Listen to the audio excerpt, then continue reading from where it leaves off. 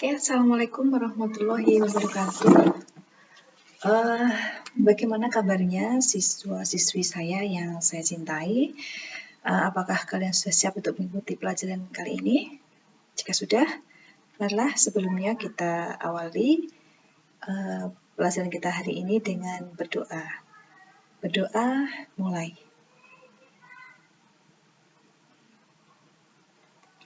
Selesai?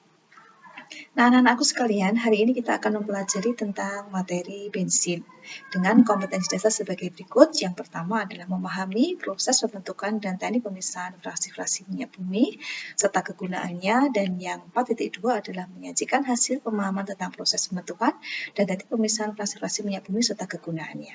Nah, sebetulnya ini sudah kita pelajari di pertemuan kita minggu lalu, jadi hari ini kita akan melanjutkannya. Dengan indikator kompetensi, kelanjutannya adalah yang pertama menganalisis komponen dalam bensin, kemudian membedakan kualitas bensin berdasarkan bilangan oktannya. Yang ketiga adalah menganalisis cara menaikkan bilangan oktan. Sedangkan tujuan pembelajarannya adalah melalui pembelajaran discovery learning, peserta didik dapat yang pertama menganalisis komponen dalam bensin dengan benar, yang kedua membedakan kualitas bensin berdasarkan bilangan oktannya dengan benar, yang ketiga adalah menganalisis cara menaikkan bilangan oktan dengan benar. Nah, untuk teknik penilaian nanti saya akan memberikan teknik penilaian berupa tugas dan soal yang ada pada bahan ajar saya kali ini. Untuk materi, yang pertama adalah komponen bensin, yang kedua adalah bilangan oktan, dan yang ketiga adalah cara menaikkan bilangan oktan. Nah, anak-anakku, seperti yang sudah kita pelajari di minggu yang lalu, bahwa minyak bumi itu diperoleh dengan cara pengeboran, dengan pemisahan fraksi-fraksinya dengan cara destilasi, fraksinasi. Dan fraksi-fraksi yang diperoleh dari hasil destilasi tersebut adalah ada gas, ada petroleum ether, bensin, kerosin, kemudian minyak pelumas, parafin, dan residunya adalah aspal. Nah, mengapa kita perlu mempelajari ini? Karena dengan kita mempelajari segala sesuatu tentang fraksi minyak bumi, maka kita akan mengetahui manfaat-manfaatnya dalam kehidupan kita sehari-hari, sehingga kita tidak salah dalam pemanfaatannya. Oke, coba kalian perhatikan, di sini ada gambar apa? Yang kita lihat di sini, ini adalah gambar, ini adalah gambar SPBU, di mana terdapat banyak sekali para pengantri di sini, yang tentu saja mereka tidak hanya ingin membeli premium saja, juga ada yang membeli Pertamax, ada yang akan membeli Pertalite, dan bahkan mungkin juga ada yang akan membeli solar, dan yang sebagainya. Nah, sekarang dari yang kalian lihat tadi, nah, coba sekarang kalian silahkan berkelompok, di mana satu kelompok terdiri dari 3 orang, bisa berkomunikasi melalui WA, melalui WhatsApp, atau yang lainnya. Bahaslah ini, apa saja komponen dalam bensin, apakah bilangan oktana itu, dan bagaimana cara menaikkan bilangan oktana. Saya beri waktu sebanyak 10 menit.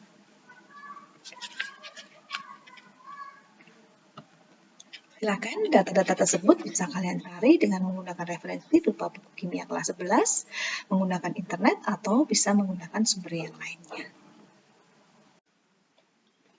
Baiklah, sekarang kita akan membahas tentang hasil diskusi kalian. Yang pertama adalah tentang komponen bensin.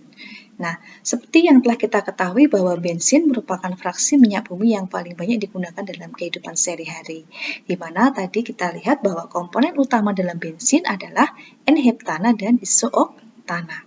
Nah, bensin yang terdiri dari alkana rantai lurus itu kurang baik untuk bahan bakar motor, karena bensin akan berkompresi tinggi dan hal ini akan menimbulkan ketukan atau knocking pada mesin, sehingga mesin akan bergetar hebat dan sangat panas. Hal ini akan mengakibatkan motor cepat rusak. Nah, sekarang apa itu bilangan oktan? Bilangan oktan adalah bilangan yang menyatakan mutu daripada bensin, di mana bilangan oktan adalah menyatakan jumlah ketukan. Nah, apa pentingnya ketukan? Nah, ketukan ini adalah menunjukkan efektivitas pembakaran bensin. Semakin tinggi mutu bensin, berarti jumlah ketukannya semakin sedikit dan bilangan oktannya tentu saja semakin tinggi. Nah, bilangan oktan ini menggunakan pembanding yaitu N-heptana dan iso-oktana. N-heptana. Dengan kata lain, bensin itu terdiri dari N-heptana dan iso-oktana, dan perbandingannya itu menyatakan bilangan oktan. Misalkan bensin itu memiliki bilangan oktan 80, apa artinya?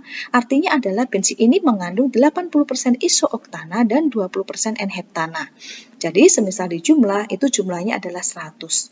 Contoh yang lain, misalnya suatu bahan bakar memiliki bilangan oktan 92.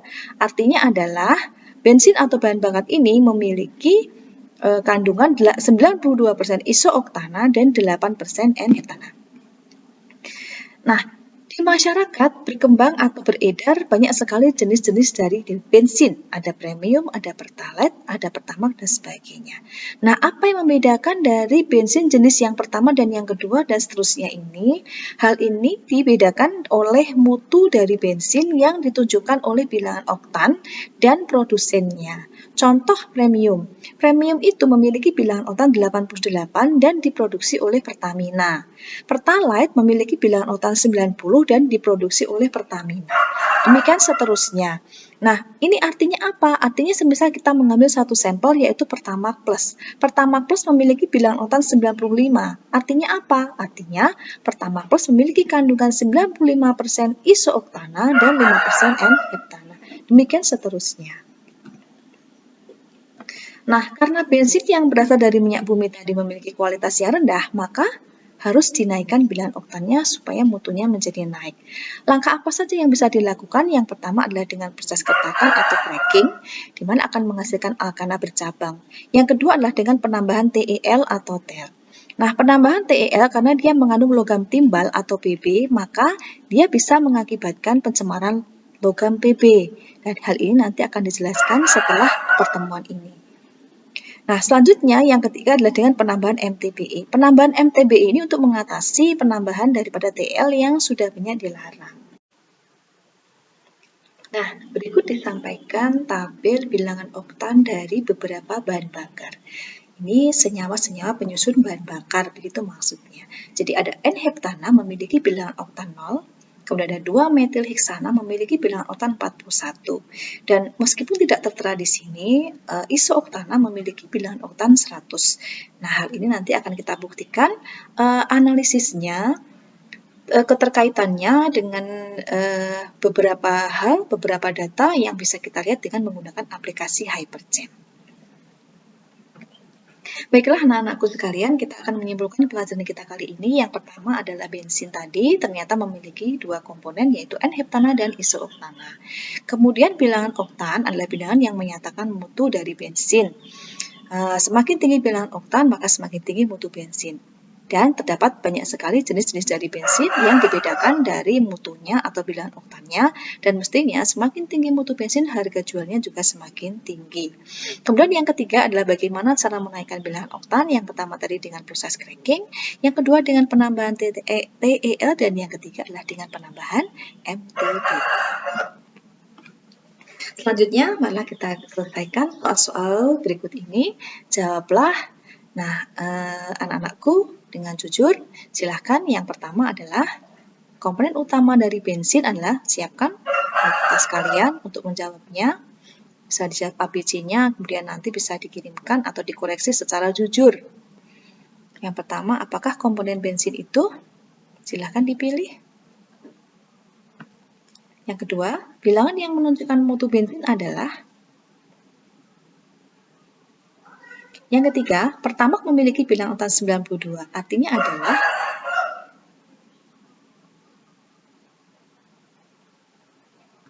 Yang keempat, dampak negatif penambahan tetraetilit atau TEL pada bensin adalah. Yang kelima, salah satu cara untuk menaikkan mutu bensin adalah. Oke, silahkan kalian kerjakan. Silahkan tunjukkan pada layar kalian jawaban-jawaban kalian. Nah, silahkan cocokkan jawaban kalian dengan jawaban berikut. Yang pertama, jawabannya adalah B, kemudian A, kemudian C, kemudian C, dan yang terakhir adalah D. Bagaimana? Apakah jawaban kalian sudah benar? Silahkan ditulis betul dan salahnya dan laporkan kepada saya. Bintang untuk kalian yang mendapatkan nilai 100. Nah, Selanjutnya, apa tugas kalian? Tugas kalian adalah yang pertama, buatlah kelompok yang terdiri dari 4 orang. Nah, selanjutnya, perhatikanlah tabel bilangan oktan beberapa bahan bakar. Nah, terdapat beberapa senyawa yang memiliki MR sama, jumlah C dan jumlahnya sama, tetapi memiliki bilangan oktan yang berbeda. Contohnya adalah N-heptana dan 2-metilheksana, 3-metilheksana. Ternyata di sana terdapat atau memiliki bilangan oktan yang berbeda. Nah, bagaimanakah pengaruh senyawa bercabang dan tidak bercabang terhadap bilangan oktan? Analisislah data-data terkait fenomena ini dengan menggunakan aplikasi HyperChamp seperti pada contoh. Jadi silahkan nanti kalian klik link YouTube berikut sebagai tutorial untuk menentukan bentuk dari senyawa N-heptana, 2-metilheksana, 3-metilheksana, atau yang lainnya. Kalian bisa menggunakan tutorial ini. Kemudian catatlah atau buatlah dalam tabel data-data yang terdapat di sana. Nah, masing-masing kelompok nanti dapat memilih 4 senyawa dari tabel yang disajikan. Nah, berdasarkan tutorial tadi ya, di mana pada tutorial tersebut saya melakukan perhitungan terhadap senyawa N-heptana dan senyawa isooktana. Nah, diperoleh gambar sebagai berikut. Jadi, bentuk molekul yang saya peroleh dengan menggunakan aplikasi HyperChamp, saya dapatkan untuk N-heptana awal itu bentuknya seperti ini. Dengan data-data yang terdapat di sana, nah ini ada total energinya sekian, ya. Ini kemudian ada binding energi atau energi ikatannya sekian, kemudian energi isolasi atomnya sekian, elektronik energi atau energi elektroniknya sekian, kemudian ada tahap pembentukannya, ini juga ada.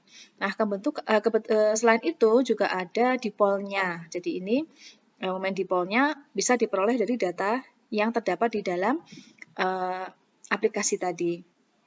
Nah, ini kemudian yang N-heptana yang sudah dioptimasi. Bentuknya menjadi seperti ini dengan data-data yang sama. Nah, selanjutnya, yang kedua yang saya tutorialkan ke aplikasi HyperChamp adalah isooktana. Di sini juga sama, isooktana awal ada isooktana optimasi. Data yang diperoleh di sini ada total energinya sekian, kemudian energi ikatnya sekian. Nah, ini bisa dilihat data-data ini di dalam hasil analisis menggunakan HyperChamp tadi. Nah, ini ya, ini senyawa bercabang. Ini isooktana yang sudah dioptimasi, data-datanya juga bisa kita lihat. Nah, jadi selanjutnya kalian lakukan hal yang sama. Seperti tutorial yang sudah saya berikan. Ambil 4 senyawa. Nah, kemudian buatlah seperti yang ada pada YouTube tersebut. Nah, hasil kerja kalian masukkan ke dalam tabel ini. Jadi di sini ada nama senyawa, misalkan ada kalian ngambil yang senyawa N-heptana. Kemudian bentuk molekulnya berarti seperti yang sudah saya contohkan di sini, seperti ini. Ini ada isooktana awal misalnya ya, bentuknya seperti ini. Ini masukkan ke tabel ini. Kemudian keterangan, kalian isi data-data energi tadi. Tujuannya apa? Tujuannya dari nama senyawa ini, 3 senyawa yang memiliki jumlah C dan H sama, MR sama, tetapi senyawa yang satunya lantai lurus, satunya bercabang, dan kemudian dipindah cabangnya atau ditambah cabangnya, apakah energi-energi tersebut mengalami perubahan, perbedaan. Nah, nanti kalian simpulkan pengaruh senyawa bercabang atau rantai lurus terhadap bilangan oktan itu bagaimana berdasarkan data-data yang sudah kalian peroleh tadi. Nah, laporkan hasil kerja kalian dan kirimkan ke alamat email berikut ini.